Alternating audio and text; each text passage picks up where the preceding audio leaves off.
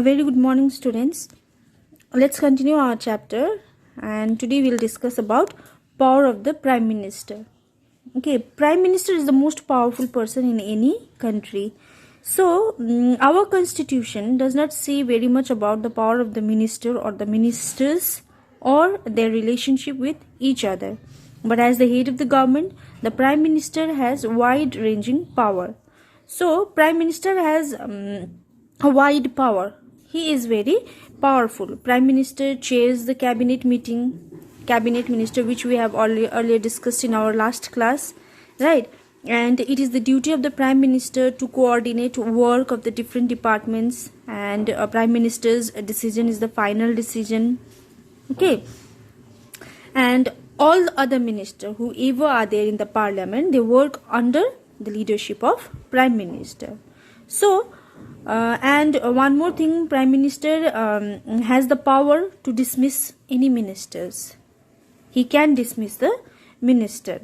And when the Prime Minister, if Prime Minister says, I want to quit as a Prime Minister, I want to resign, at that time, entire ministry has to quit. The cabinet minister or the council of ministers. Everyone is under Prime Minister only.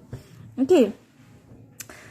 And because Prime Minister's decision is the final decision, that is the reason he is the most powerful person. That is the reason this Prime Minister parliamentary form of government is also known as Prime Ministerial form of government. This is all because of the power of the Prime Minister. Okay.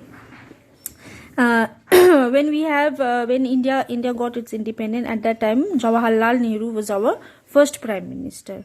And he exercised enormous authority because he had a great influence over the public, people.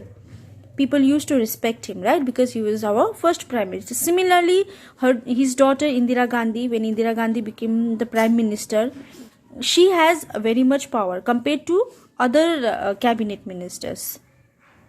So, we can say that the whole country used to run with the decision of the Prime Minister, and Prime Minister is the most powerful person, because at that time we have only one political party used to get a majority of vote. That is the reason Prime Minister becomes from only single party. But nowadays there is a coalition politics, right? We have a Prime Minister from coalition. Coalition means a mixture of parties. 2 or 3 parties used to mix with each other, and then they nominate one person as a Prime Minister who has the majority. So in that case, when there is a coalition politics and coalition government, at that time the Prime Minister cannot decide everything on his own. He has to consult with other ministers. He has to consult with the groups and the faction, because there was 3 or 4 parties together, right? So whenever Prime Minister used to decide anything, he has to consult with others. He has to the other parties also has to support his decision. But this only in the case of coalition government. Clear? Now, President. As you all know, President is the nominal head of the state, right? Prime Minister is the head of the government, and President is the head of the state. President does not have so much power compared to the Prime Minister. His power is ceremonial. Functions are ceremonial, nominal. President cannot decide on his own. Whatever decision President has to take, he has to first consult with the Council of Ministers. If the Council of Ministers or the Cabinet Minister or the Prime Minister advises, at that time only President can act. Okay, and the election of the President is indirect. He hasn't been directly elected like the Prime Minister. Okay, and the elected members of the Parliament, MPs and MLAs, they used to nominate one person as a President. Then if the President gets the majority from MPs and MLAs, then only he can be appointed as a President of the state. And the President has to represent the entire nation. And the president, it is true, constitution does not say much about the president. Okay, all government activities, whatever government decisions were taken, whatever activities were going on in the government, it all depends upon the president only. All act in the name of the president. Major policy making, all the laws, whatever laws has to be framed, without president's signature, that bill cannot become the law. Appointments, there are so many appointments which the president has to do, like for example the Chief Justice of India, judges of Supreme Court, High Court of State, governor of the state, election commissioner, ambassador to the other countries. All of this has to be appointed by the president only. And as well as if there was an international treaties or agreement between the persons going on, at that time also president's signature is required. Okay, so and president is the supreme commander of the defense force of India also. But we have to remember that whenever president exercises this power, at that time it is not the president's alone decision. He has to consult whatever appointments he has been taken. All of this has to be advised by the Council of Ministers.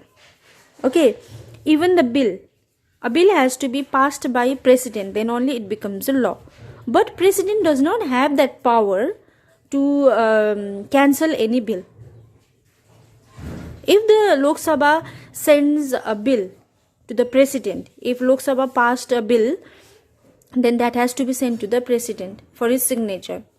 President can say to the Council of Ministers that please reconsider this decision. I don't think this bill is required. Please reconsider your decision. He can only say that. Then again after reconsideration, MPs or the MLAs, Lok Sabhas, they think that the bill is okay. Again, if they send that bill to the president, at that time president is bound to sign that bill. President has to sign. So this is the reason president is called as nominal head. Though he is the nominal head, he doesn't have that power on the decision making, but whatever decisions are going on, whatever decisions has been taken in the government by the Prime Minister or the Council of Ministers, everything has to be informed to the president. President has the right to know everything. Whatever is going on in the country, all the information has to be given to the president. Okay, president also appoint the Prime Minister, right? The Lok Sabha member, Prime Minister is the head of the Lok Sabha MPs, right? At that time, the majority will say that we want to appoint this person as our Prime Minister. He is our leader. The president has to agree on that, and president has to appoint the person as a Prime Minister. But if there was no majority in the parliament, if the member of the parliament, MPs, cannot decide who become our Prime Minister, at that time the real power of the president has to be used. That is called the discretionary power of the president. At that time, president can appoint a person from his choice as the Prime Minister, and the president appoints a leader who in her opinion can muster majority support in the Lok Sabha. In that case, president asks that newly appointed Prime Minister to prove his majority in the Lok Sabha within a specified period. Within this period, you have to prove that you have your majority in the Lok Sabha. President will say to that person who were appointed as the Prime Minister. This is the discretionary power of the president. Okay, so this much for today. We will discuss about the judiciary in our next class.